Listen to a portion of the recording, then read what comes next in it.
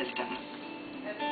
Think of all the people just like you who come here year after year. As careful as we are, we still have a cumulative impact on the land. So to make sure the wilderness can be enjoyed by you, your fellow visitors, and future generations, we need to follow regulations and treat each other and the wilderness with courtesy and respect. It all revolves around 3 simple words. Leave no trace. Don't worry, if you forget, the regulations and Leave No Trace guidelines are printed right here on the back of your visitor's permit. All regulations are enforceable with legal penalties, so please make sure you understand all of them. Of course, you've planned and prepared for your trip, but now's a good time to make sure you didn't forget anything. Did you remember a life jacket for everyone? How about a current map and a compass? Do you know how to use them? Did you let family and friends know about your travel plans? How about water filters and a first aid kit? The water may look clean, but it may contain microorganisms that can make for a miserable visit.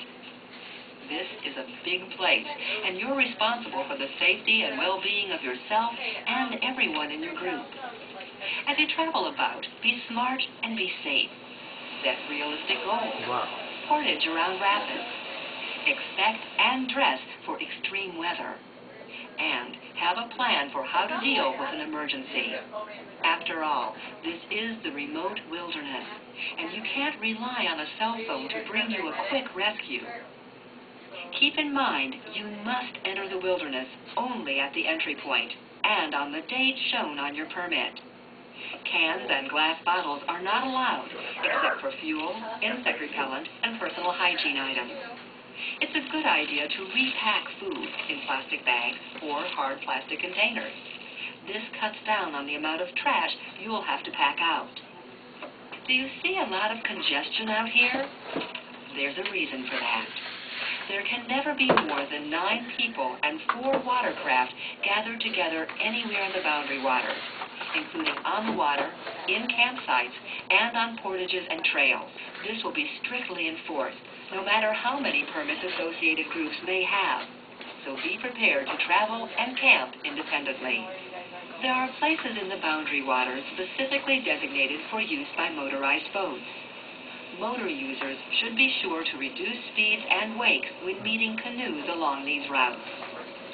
Portage wheels are also allowed along very specific routes, but are otherwise prohibited in the boundary waters. Whenever possible, stay on established trails and portages, and when you stop, set your gear and watercraft on rock or bare ground, because even a little human traffic will damage vegetation. Time to set up camp? Be sure to camp only at sites designated by a steel fire grate and a latrine. Don't ever create your own site. At existing sites, avoid building structures like camp furniture. And please, don't dig trenches around tents. For the best selection of campsites, be sure you set up camp early in the day. It's tradition. Leave your campsite as clean or cleaner than you found it. If you pack it in, pack it out. When you're cleaning up, don't forget the little stuff.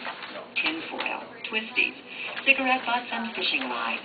And remember, in Minnesota, it's illegal to burn trash in your campfire. And those latrines? They're for toilet use only. They are not for trash. If you're away from your campsite and you need to go, do it at least 150 feet from the water's edge.